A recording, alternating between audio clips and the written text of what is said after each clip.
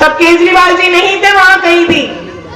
और ये वही पार्टी है जो आज भी आपके साथ खड़ी है। उसकी सबसे बड़ी निशानी ये है कि इसी पार्टी ने शाहीन बाग की औरतों में से ही एक औरत को चुना आपका नुमाइंदा बनने के लिए। आपको याद होगा, आपका भाई इसी सड़क पर कहकशां मस्जिद के सामने ओखला विहार के लोगों के साथ कीचड़ में बैठ गया था और ये रोड की तामीर उसी वक्त हुई थी। तो मैं आप लोगों से ये वादा करता हूं, इंशाल्लाह अगर आप लोग अरीबा को पसंद करते हैं, अरीबा को चुनकर लाते हैं, तो इंशाल्लाह ताला अगर मुझे पूरे ओखला विहार की जिम्मेदारी मिली तो मैं पूरी ईमानदारी के साथ उस जिम्मेदारी को निभाऊंगा। मैंने कभी अपने वजूद की लड़ाई कभी नहीं लड़ी, मैंने कभी कोई बड़ा लीडर या बड़ा नेता बनने के ख्वाब नहीं देखे।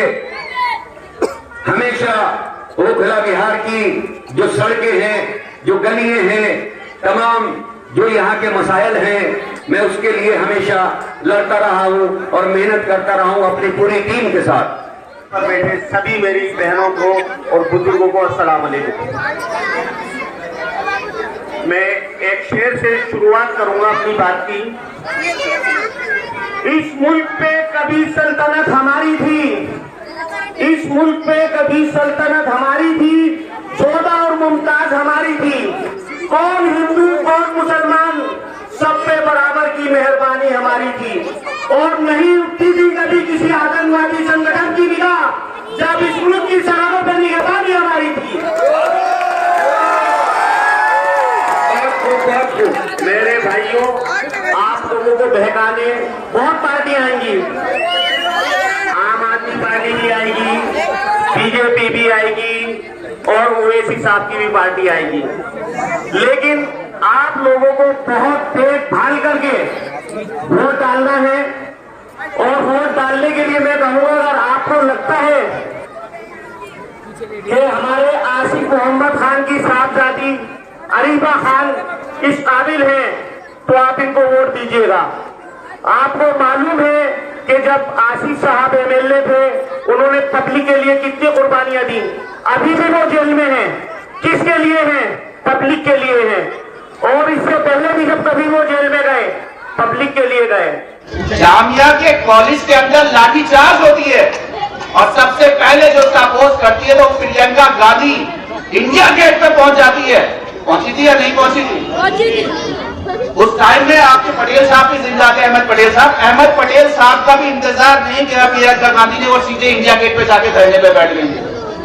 अगर आप इन चीजों को नहीं समझना चाहते तो आप राहुल गांधी कब से देख लीजिए सड़कों पे है, किस लिए है? भारत जोड़ो। और भारत किसके लिए जोड़ो, मुझे आप ये तो बता दीजिए। जब बात 80 और 20 की हो रही है तो 80 को तो कोई नुकसान ही नहीं है, तो नुकसान किसका है? किसको बचाने की बात हो रही है, किसके लिए जोड़ने की बात हो रही है, किसके लिए कानून की बात हो रही है? वो मेरे और आपके लिए हो रही है। और अगर मेरे आप नहीं जानते तो फिर छोड़ दीजिए। राहुल गांधी, राहुल गांधी, कांग्रेस पार्टी, कांग्रेस पार्टी, जिस तबलीगी जमात ने कभी जमीन से नीचे और जमीन से ऊपर, आसमान से ऊपर के अलावा कोई बात ना करी हो, जिसने दुनिया को बीच में ना रखा हो, जिसमें हर टाइम मरकज के अंदर सारी की सारी आईबी इंटेलिजेंस की ऑफिस रहे हो, उसको केजरीवाल ने बदनाम किया। और ऐसे वैसे बदनाम नहीं किया। आप यकीन मानिए, मैं क्लास 6 से लेके जमात कर रहा हूँ, क्लास 6 से अल्हम्दुलिल्लाह। और आपके गांव की जो जमातें होती थी कि बस बिस्तर बांधा और पैदल ही निकल लिए। आप आज यकीन मानिए, मुजफ्फरनगर का, वेस्टर्न यूपी का किसी भी इलाके में पैदल जमात निकलवा के दिखा दीजिए मुझे। सब्जी वाले तक का कार्ड पहचाने पे वो मजबूर कर दिया है। ये किसने बनाया है माहौल? आज प्रवीण तोगड़िया गुजरात के अंदर केजरीवाल को ज्वाइन करता है तो किसकी साठगांठ है ये? मुझे आप बताइए तो सही। तो मेहरबानी करके बिल्कुल पॉलिटिक्स से अलग, बिल्कुल पार्टी से अलग, अपने आप के बीच में मान के कह रहा हूं, उधर रख के सोचिए मेरे कि वोट आपको किसको देना। और वोट अपना नहीं देना है, पड़ोसी का भी दिलवाना है, साथ वाले का भी दिलवाना है। अगर आप थोड़ा सा भी मेरे खानदान के बारे में जानते होंगे तो जानते होंगे कि मैं भी एक सियासती खानदान से ताल्लुक रखता हूँ। मुझे मेरे सियासती खानदान वाले कह रहे हैं कि यार ये तो मान लिया हमने, कहकर इन सबको कोई रोक सकता है तो कांग्रेस रोक सकती है।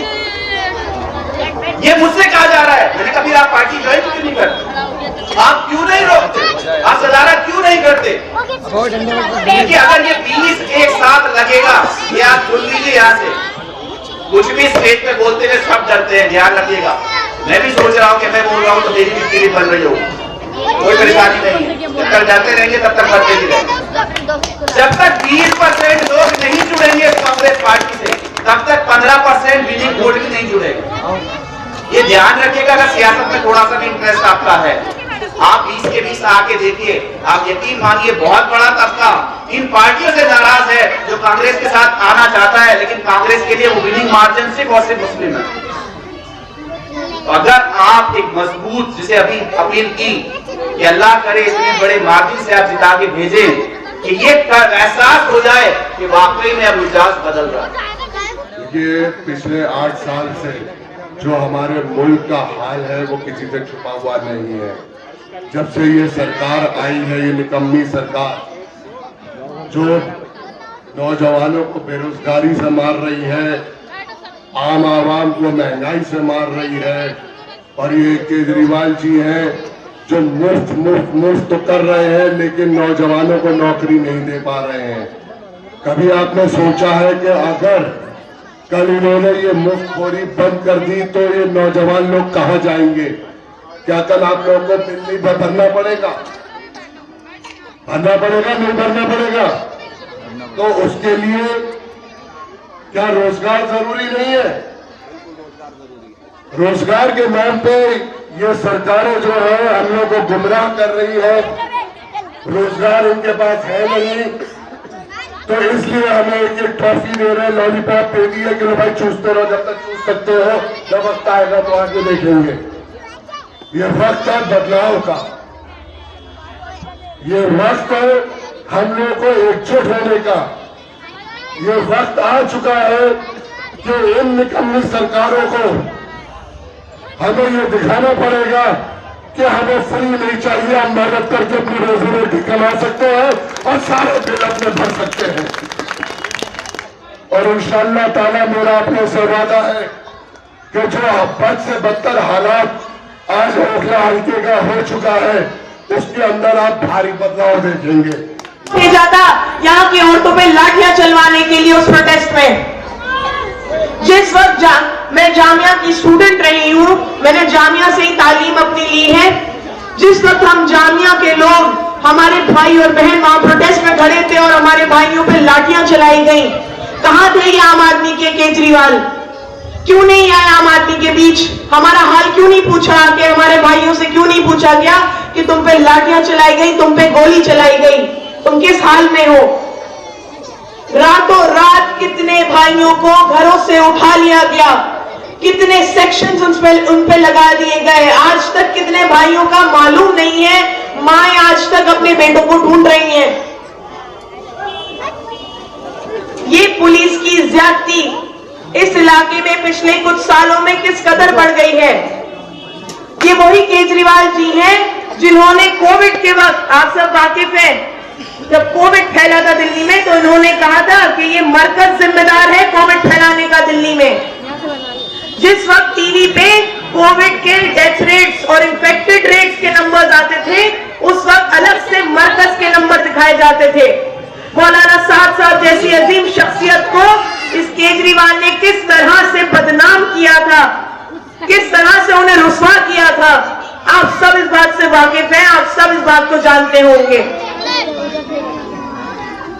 जिस वक्त दिल्ली में दंगे हुए, 3 दिन तक किस कदर का खून खराबा बन के चलना है, एकजुट होके हमको इस जंग का सामना करना है, इस जुल्म और ज्यादती के खिलाफ एक लड़ाई लड़नी है। और देखिए, बहुत कीमती वोट है आप सब लोगों का। कहते हैं बूंद बूंद से समंदर बनता है, इसी तरह एक एक वोट से ही बदलाव आता है। आप लोग ज्यादा से ज्यादा तादाद में 4 तारीख को निकले और हमें कामयाबी दे, कांग्रेस पार्टी को कामयाबी दे।